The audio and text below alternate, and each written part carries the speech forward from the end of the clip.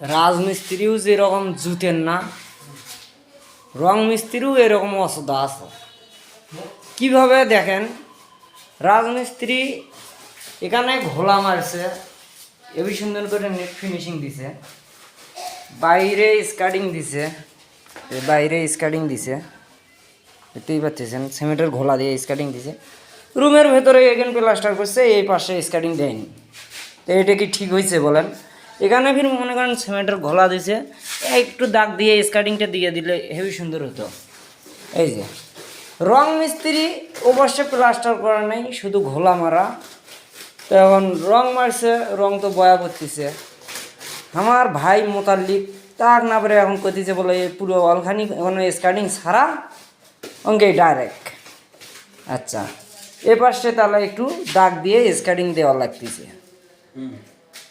মোতাল্লিক ভাই কোন পাশে দাগ দেওয়া লাগবে? এই পাশে, এই যে এই পাশে দাগ দিয়ে স্কার্টিং দেওয়া লাগবে।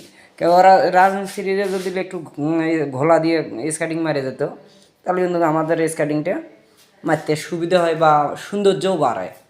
এখন দাগ দিয়ে একটা স্কার্টিং দেওয়া, ওটা মনে করেন রঙের স্কার্টিং, ওটার উপরে কোনো ভরসা থাকে না। আর যখন রাজমিস্ত্রি একটা স্কার্টিং দিয়ে যায় তখন কিন্তু সুন্দর হয়।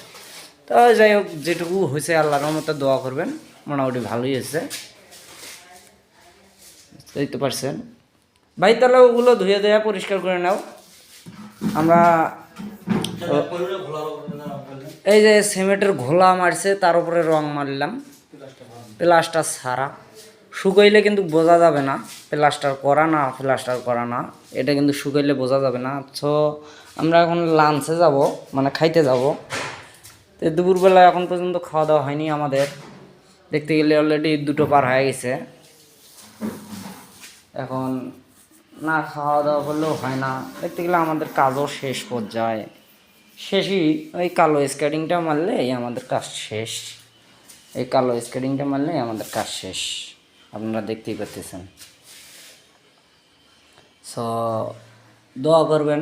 আজকে আমাদের এই বাড়িতে কাজ শেষ করলাম, এই বাড়িতে কাজ শেষ করে এখন আগামীকাল হয়তো একটু জানি না আল্লাহ পাক আমাদের কই রেজেক রেখে লাগছে। আল্লাহ পাক আপনাদের দোয়ায় যদি আমাদের কোথাও রেজেক লিখে রাখে, অবশ্যই আমরা সেই জায়গায় যেতে পারবো। আর সবই আল্লাহ তাআলার ইচ্ছা। আল্লাহ পাক যদি রেজেক একজনের বাড়িতে না লিখে রাখে, হাজার চেষ্টা করলেও হয় না। আমি এক জায়গায় কাজ ধরছিলাম, সেই কাজটা টাইমিংয়ের মিস্টেক হওয়ার কারণে কাজটা আর একজনের হাতে গেছে। সো ওটা আমি টাইমিং বলে ভাবি না, ওটা আমার রেজেকে নাই বলেও ভাবি। আসসালামু আলাইকুম।